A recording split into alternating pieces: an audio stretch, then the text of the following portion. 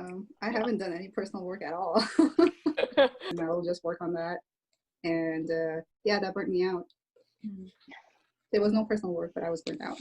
Mm. So I feel like when I draw for myself now, like I'm trying to do stuff in my sketchbook whenever I get time, like even if it's 30 minutes or so. That's so nice. I feel like I can do that more. It's like a little oasis of you time. Mm-hmm. It's great. What about you, Tian?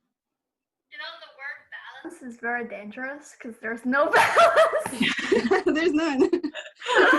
So before I started working for Amazon, I was freelancing a lot.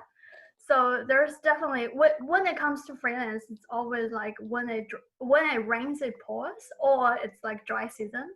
So whenever I'm doing personal work, it's always whenever there's a dry season. But whenever it's like I'm off Instagram or whatever, that just means I'm like buried in clients' work. So there's just no balance.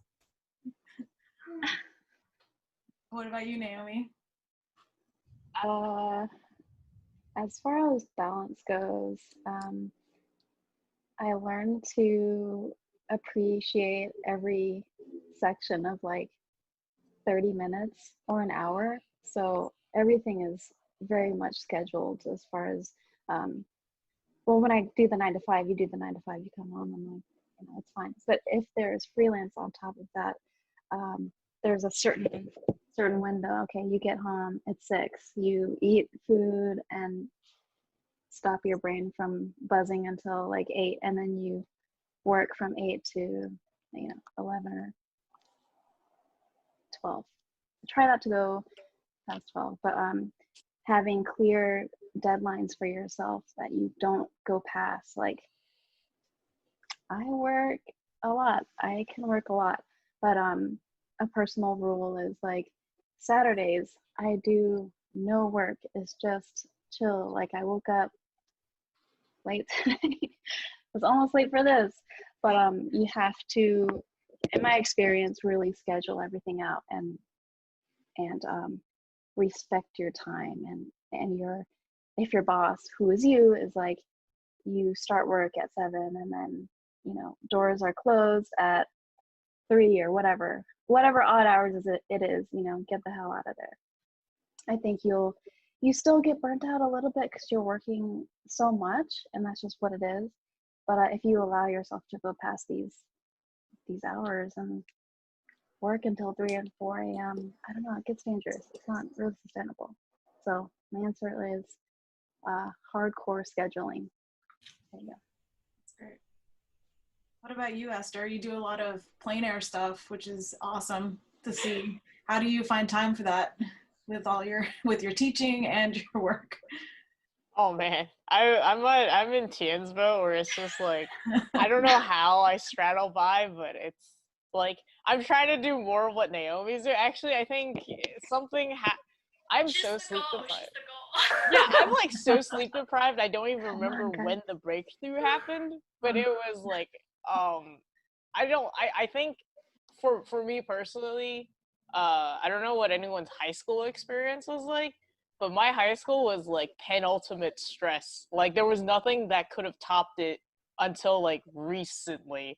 But it was, what I used to do is I had like, where class would start at like 8 a.m. because I was ridiculous and had like a first period class. And then I had extracurriculars after school. So sometimes I actually went to school earlier than my mom left for work, and I would come home after my mom has come home.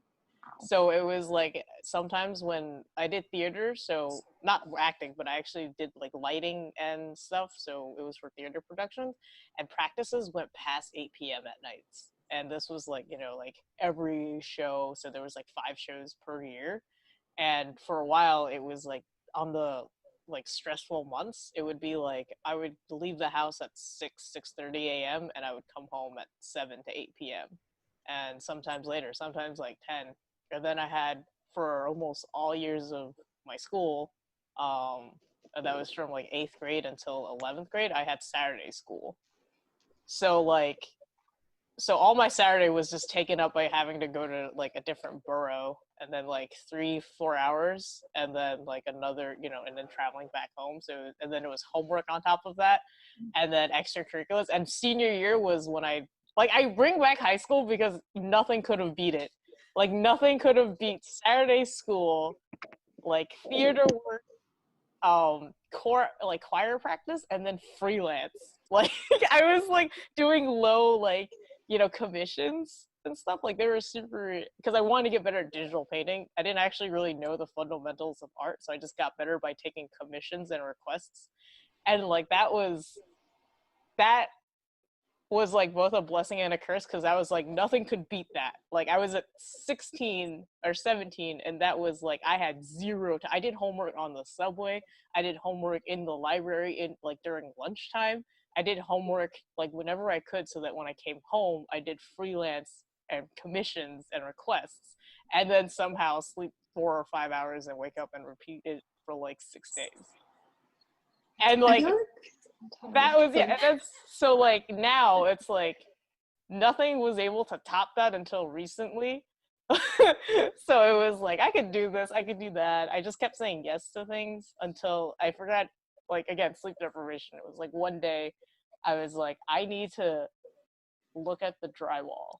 And I looked at the drywall for like 3 hours doing absolutely nothing, and I was just like, oh, I need to just like now like whenever I want to like just de-stress, like I work out a lot too, so that's not stress relieving, that's stressful now. Oh no. And so like I just look at the drywall for like a solid hour or 2 or 3.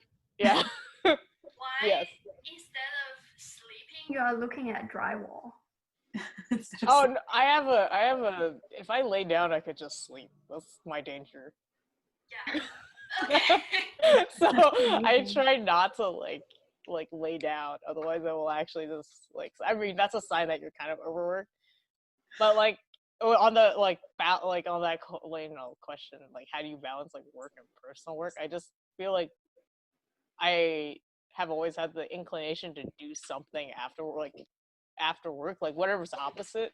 So like when I was like in school, that just came from that. It was like I wanted to paint because I didn't want to do Saturday school homework. And then when I was painting too much, I would like want to like play a video game or something. Like my mind just keeps jumping to doing different things. But nowadays it's more like it's between all of that and not doing anything. Like that's actually the balance, which is like Naomi's thing of like, don't do anything on Saturdays. I'm trying to like, me is like, just look at the fucking drywall for like 3 hours. Hey, whatever works, the opposite thing. Like no work at all versus all work all the time might just be the thing you need. Yeah. I feel like the stressful routine that Esther is talking about, I've had that in like college, where I just like go in the morning to class and then just like take class and then workshop, draw, and then come back home. And then by my third year, I had like 4 classes and 2 internships. So I would just come back home at 12 and then start my homework then. And I would sleep like around like 4 a.m., get back up like at 8, and then just like rinse and repeat. Dude, yeah, so in college, I took my regular coursework. It was 3, but SCAD arranges it so you met like twice a week. So it was actually like the same amount, but you just had less class. You had less classes to take, but they were just like more in quantity.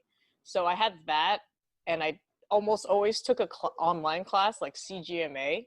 So I took 3, like the max class for a SCAD, a CGMA class or an online concept class, and then I freelanced on top, which I don't know why I did or how it came my way. It just ended up happening. But yeah, it's just like you just get stuck into keeping on a weird Yeah, cycle. I can't say no. Yeah, it's not until like last year, like up until last year, like I have already like a good job, but I have like freelance 1, and I'm like, yes, I'll do it. Freelance 2, I'm like, yes, I'll do it. Freelance 3, and yes, I'll do it. So when I was like working at my last job, like I was already working on like a splash at work, and then I had like 4 other things that I had to do when I come back home, plus work on that too.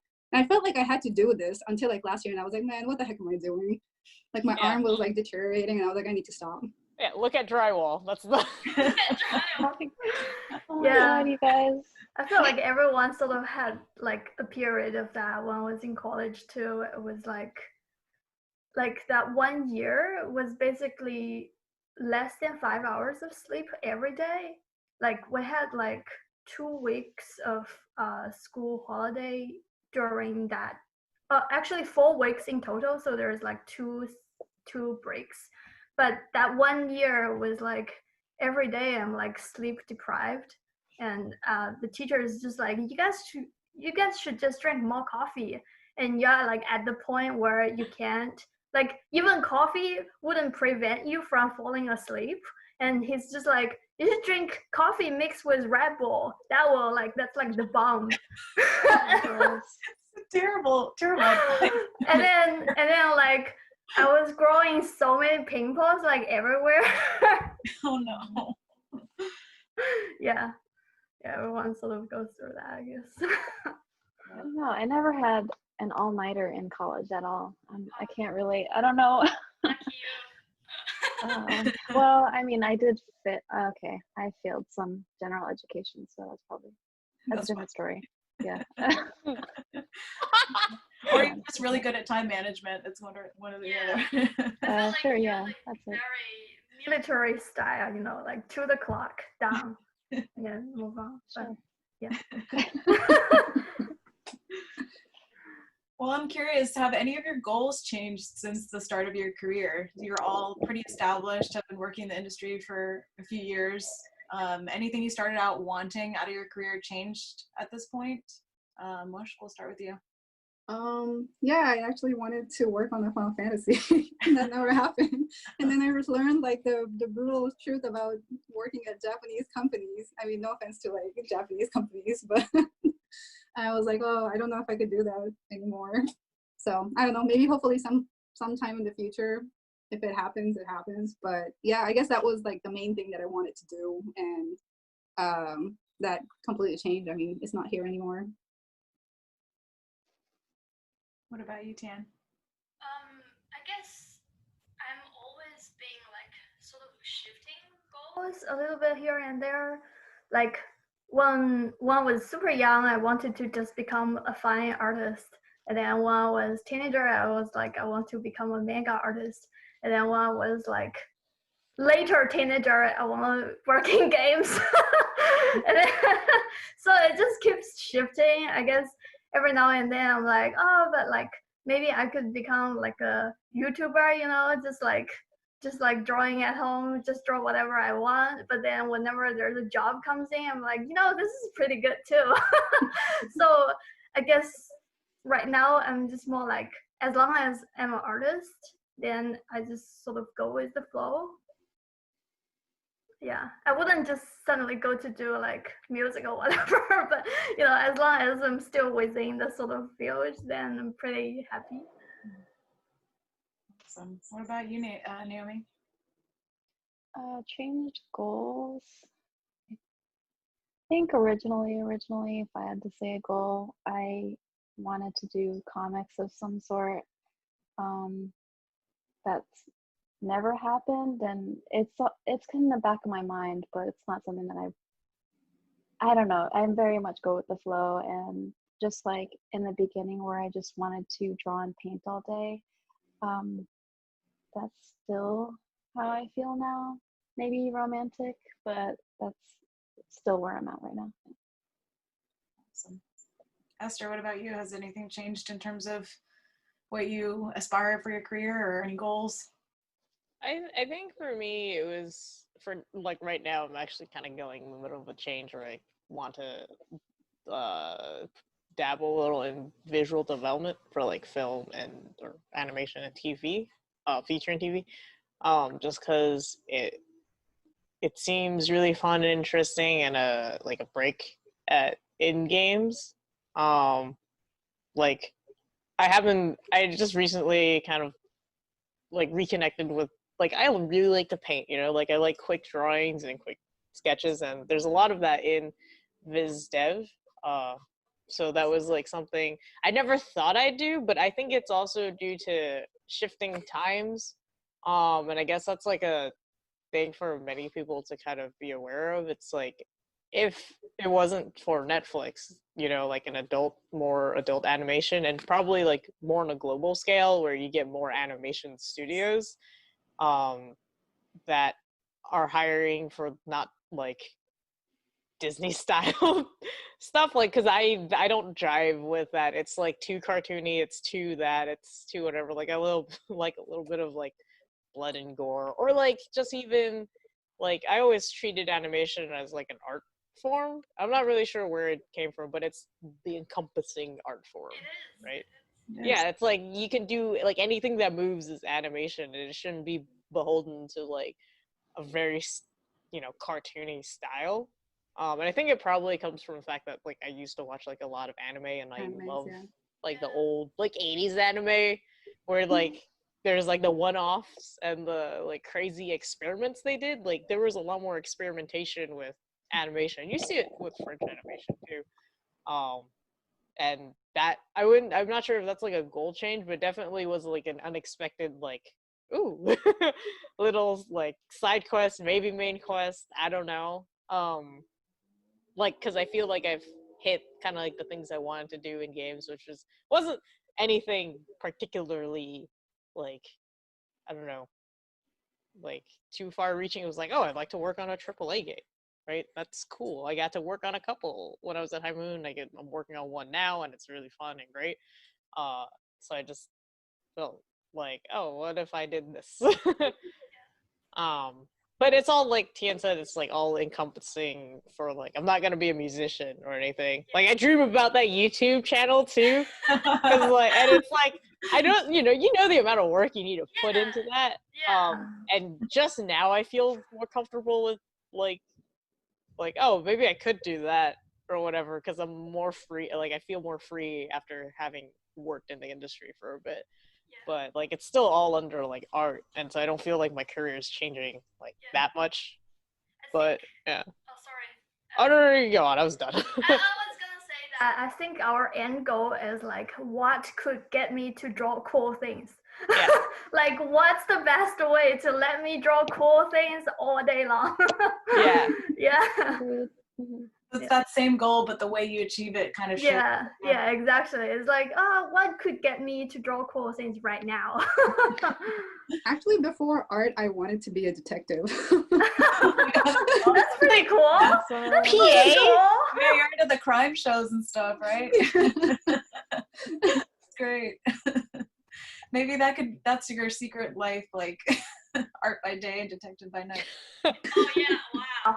Maybe she's doing it already, but she's just like undercover. Mishka's pretty mysterious too. I wouldn't put it past her. This is definitely PA material right there. Yeah, don't underestimate my interrogation skills. Oh. I had like a racist comment in my head. I was like, don't say it. Some memoir is gonna come out at some point. Like, that was her. She solved all these cases. Great. Well, another career thing, I'm curious, is there something you know now that you wish you knew when you're starting out? And some people turn this question into like, what advice would you give to people starting out right now, basically? But some of that might not apply because times are very different. But maybe there are certain things some myths about the industry you thought about when you started that you actually discovered are not true. Any of those things, Mushk? I mean, no myth or anything. My perspective is completely like from new perspective. So it was mainly, I guess the advice I would give myself is to probably do more research, because like I had no library for anything art related. I guess maybe to the teachers too, because like I think Kevin Chen is like a really good teacher. I feel like that kind of teacher I lacked when I was like a noob. And like I remember our teachers would tell us to do something, but not they couldn't explain it in a way where someone who doesn't know anything about art would understand. So for some, like if they would tell me something like year one, it would hit me like the next year or the next year. And it's not until then I'm like, oh, that's what he said. And like, I remember my teacher told me to draw from the side of the pencil. And I think third year, I was like, one time, like randomly, it was like side of the pencil. And I was like, oh, this is great. Like, this is how I should have been drawing. Like, this is complete noobish, like new problems. But I feel like I had a bunch of those. So I think that's my experience going through like art. But these are really newbie problems. So I guess we can move on. No, but that's good. It's just stuff that it's like hindsight's 2020, and I'm just curious, like stuff like that. You're like, man, I wish I knew that. I mean, I know I have plenty of them. But what about you, Tian? I think it's very much related to the technical versus style question. So when I was 16, I was just like, I'm gonna do my style. Like my style is very important. That's all I'm gonna focusing on. Even though my dad, as an artist, he's like, you should focus on your fundamentals. I'm just like, no, I'm gonna do my style. And my dad is like, one day you will understand what I'm saying. And here I am. That's gonna help you so happy. Listen to your dad. But then also in a roundabout way, I also think it's kind of good that, you know, like you just learn the lesson the hard way. And that's the only way you learn your lesson. That's great. Yeah, so that's me. What about you, Naomi? One thing I wish I'd known, maybe, I guess in terms of concept art, is to organize your reference and stick to it. Because there's just been too many years where I'm like, oh, look at this. What about this thing and this thing? And then I'm deep in a concept. I'm like, oh, wow, what about this thing? Yeah, it would definitely be that. Get your reference and just stick to it. Finish a thing. Yeah. Awesome. What about you, Esther? I mean, like, I wish I knew Netflix was a thing. Right? I mean, you can't plan for that. But like to be more like serious, it's like somewhere between like, I wish I trusted myself a bit more. Because there was like recently I've done more like paintings because my portfolio before I revamped it very much was very concept art games, you know, like the Photo Bash, like Call of Duty looking stuff. And I remember I posted, I can't remember if it was on Instagram or Twitter, but one of the like paintings I did, because I have this like series of this caribou and a girl. I don't even know where it came from. It just happened, and I was like, I just really want to paint this. I remember I posted and I read a comment. I want to say it was on Twitter where someone said that like, oh, it looks like you've been doing this for a really long time. When in fact it was like I started like 2 weeks ago. And when I read that comment, I was like, huh. Like if I really thought about it, I actually like kind of took a break like once high school ended and once college began to start learning how to like photo bash, use 3D, like a lot of, you know, the typical things that came along with concept art environment learning, which was like, you know, Edgar Payne's composition, all that. And so of course it eventually fed, like it's that technical detail thing, which eventually it fed into, you know, me up to this point. But I wish like I knew better to trust myself, where instead of kind of like leaving, like I left that part of me off and then started doing like some new style which was relevant. I didn't want to break into games, and it was like what was needed at the time. But it makes me think that like, oh, if it just kept going from there, like where would have I ended up? And sure, that's like a big what if questions, and those aren't really helpful. But if I had it does make me think that like if I had knew what I know now, like this is actually what I tell my students now, which is like, if you cling on to something, like I had a student who really liked militaristic, really like 3D kind of like robots, and he's worried about breaking in. I nowadays I tell him, go 100%, right? You're already clinging on to that. If you take a break from it, like without a doubt, give it a few years, you'll go back to trying to do that again.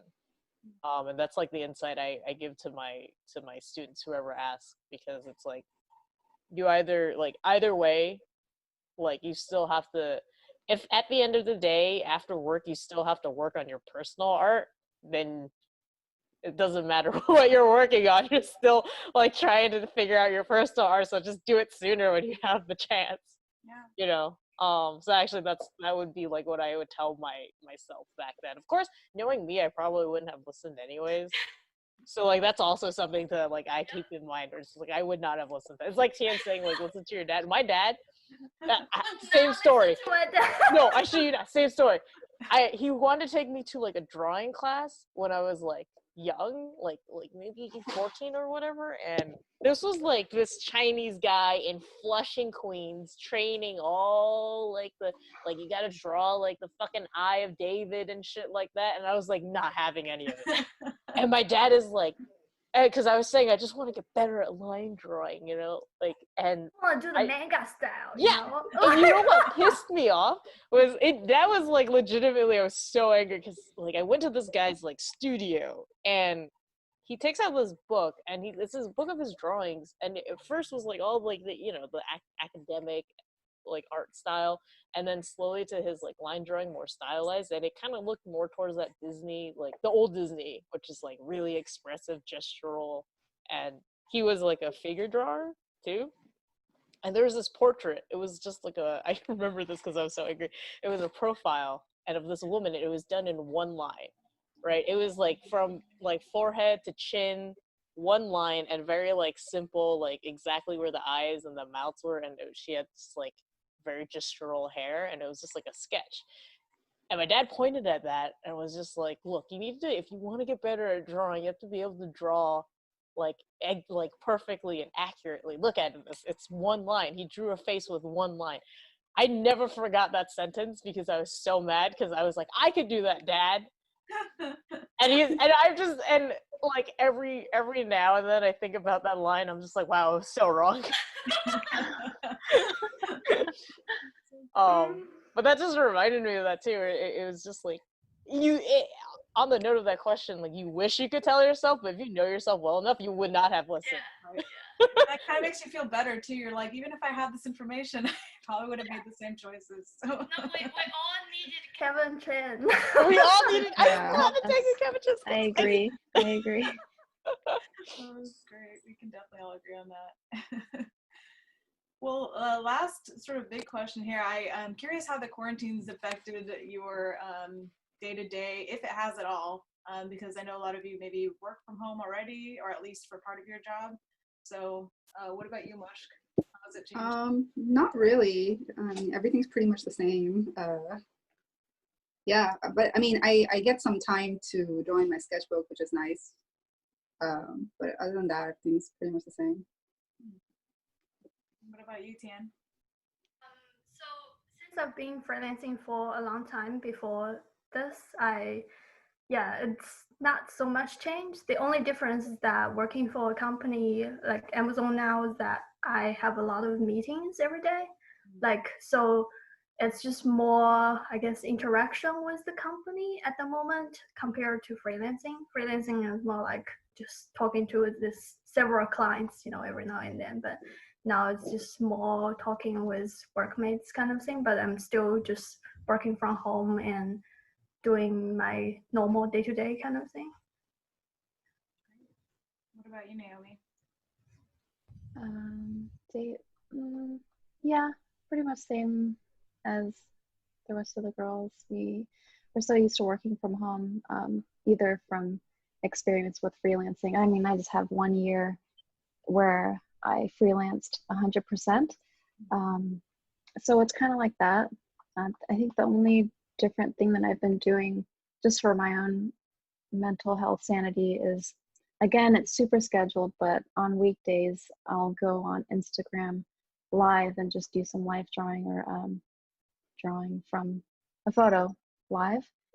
And that's really helped me practice more, but also if the morning was stressful for whatever reason or any other stresses, I can just go on there and do some traditional drawing. That's helped me very much. Awesome. Esther, what about you? Any changes? I feel like everyone's had mostly positive. I'm the one who's just like, I got like just unhinged slightly. Because like I have actually freelanced before, but that like even that I did it for like 6 months or so, and I remember being way more like manageable and like way more on top of my time management at that time. And then when this kicked in, I was just like, oh, it's totally like freelancing. But I realized how accustomed I became of my commute time, where it was like a perfect 20 minutes where I got to just de-stress, where it's like I'm singing in the car or something.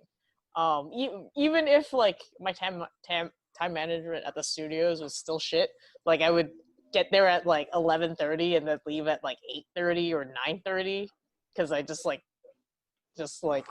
took too much time for lunch or something. It was still like that 20-minute, 25-minute block that I had of where I was like driving. That was like apparently, as I've discovered, part of my sanity.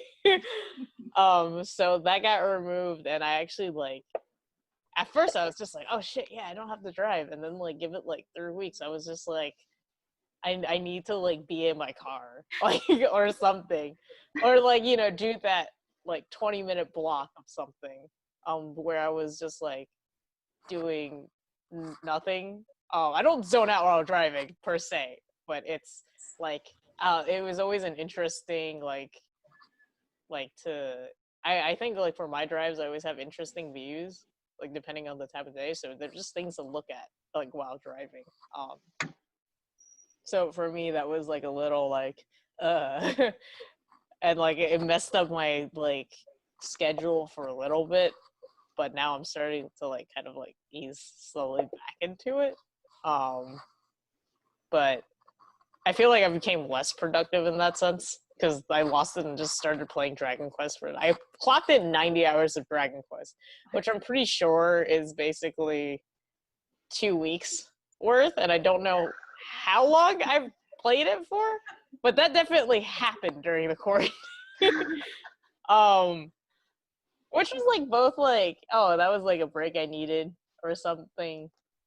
But for me, my experience was definitely closer to the opposite end, where it was just like, wow, totally, like, just did something else. I also started to play video games a lot recently. Yeah, it's not healthy, but I'm trying to calm myself down a little bit. Yeah. Because I was reading too many news at the beginning. Like I was just looking at news every day, and I was like stressed out. And yeah, so I started to play Animal Crossing, which is very dangerous. Yeah. Like for a week, yeah. for a week, I was pretty sure I clocked in more hours playing Dragon Quest than actual work, and that was when I was like, wait a second. Yeah, I was like, now I'm trying to like not playing as much. Yeah, just trying to put myself back onto a proper schedule. Because at the beginning, I was so into it, and I was sleep deprived from playing Animal Crossing. But it was a good distraction. It stopped me from reading all the bad news every day. Yeah, that's true. I guess the only difference I have is that I have another person at home, so I can, in my breaks, I can just turn around, like shake his chair and be like, hey, listen to me now. And, do stupid stuff.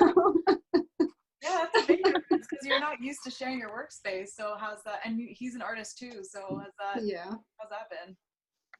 It's fine. I mean, when we're both in the zone, we're both in the zone. He's actually mostly in the zone. I have to break his zone and make him listen to me, but it's fun. It's fun to have someone like working with you at the same time. I kind of like having that. Yeah. Esther, for the record, I definitely have been having a rough quarantine myself. So it's just, I found that actually artists just handle it differently. Some people are just like, this is smooth sailing, but for other people, even if the circumstances haven't changed that much, like mentally or anxiety wise, like it just depends on, I guess, obviously how people react to it. But it's just been interesting to hear how different artists sort of tackle that, the challenges basically. I guess it also depends like what kind of person you are, because I feel like even at my last job too, I was like contract for most of the time, so I would go in like once or twice a week. Most of the time I would work at home, and then when I was there full time, it was only for like 4 months until I moved here. So I was like working from here. So I feel like I get more anxious with people around and more distracted. Like I want to go talk to them and see what they're doing. And I get more work done when I'm by myself. Maybe with 2 or 3 more people, no more than that. If there's like any more than that, I can't work.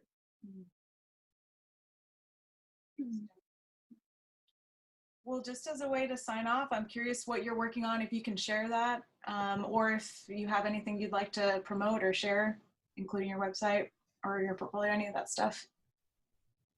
Mosh, do you want to start? It's just the usual. Like I have an art station and Instagram. Mostly I use those, but nothing that I can share. Okay. Well, I'll have links to those at the end of this, by the way, for anyone who wants to check those out. But what about you, Tian? I mean, there's always my personal work on my personal website, yangtianli.com, and there's also my Instagram. What else? So I think by the time this video is live, I think our game will just be launched. It's called Crucible, and you can follow the Twitter on Play Crucible. But yeah, there's no content that I actually worked on will be released in the very first release because I'm working for the seasonal stuff. But yeah, if people are interested in what we're doing at Amazon Games, I guess. Cool. Naomi, anything you'd like to share or anything you're working on that you can share about? Well, at Sucker Punch, Ghost of Tsushima, we have an official ship date, which is July 17th. Awesome. I do have a lot of work in it. The other concept artists on the team are just so insane. They're so good. But yeah, that game. Super good too. I feel like a small fish in a, wait, not the big fish, I'm the small fish in the pond, which is frustrating sometimes, but it's where you want to be if you want to keep learning. Anyway, Ghost of Tsushima in July, that'll be the latest thing I'm working on. And also, I just want to tell everyone to keep drawing and practicing. That's all. Yeah. Awesome. Esther, anything you'd like to share or anything you're working on? Just my Instagram, which is just art by Woo. Lots of personal work. I do more studies and like trying to keep like a little IP to just keep afloat. Because again, it's bridging on Naomi's like keep drawing and painting. I find personal growth really important. Whether or not that's literally a voice or not, personal growth is still what I kind of value. And currently I have no projects releasing at the moment. So yeah, just follow me on there. Join in for shenanigans. Awesome. All right. Well, that's pretty much it, unless there's anything else you'd want to share. Thank you so much for joining us. And it's been really fun hearing all your stories and getting to hang out for a bit. Yeah, that's really Yeah. fun. Thanks, Thank Mia. you, Mia. Yeah. Thanks for putting this together. It was really fun. Yeah. Awesome.